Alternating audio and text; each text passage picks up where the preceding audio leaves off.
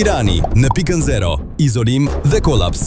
Teheran, 1 mars 2026. Epoka e ajatollave po shembet në flak. Udhëheqësi suprem Ali Khamenei është konfirmuar i vdekur pas goditjes precize në kompleksin e tij rezidencial.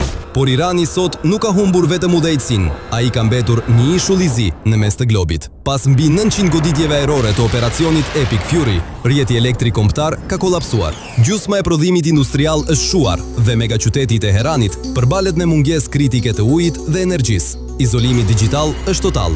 Monitoruesit e NetBlocks konfirmojnë se lidhja e internetit ka rënë në vetëm 4% të nivelit normal. 92 milion njerëz janë pa zë, pa drita dhe në një vakum total informacioni. Ndërsa qytetarët dalin në rrugë në errësirë totale, bota pyet: kush e kontrollon tani butonin e hakmarrjes në një vend pa komand? Dita e kiametit për regjimin tashmë është realitet. Abonohu dhe qëndroni me ne për lajme të tjera. Deri në raportimin e radhës, na ndiqni në Storm Kosova.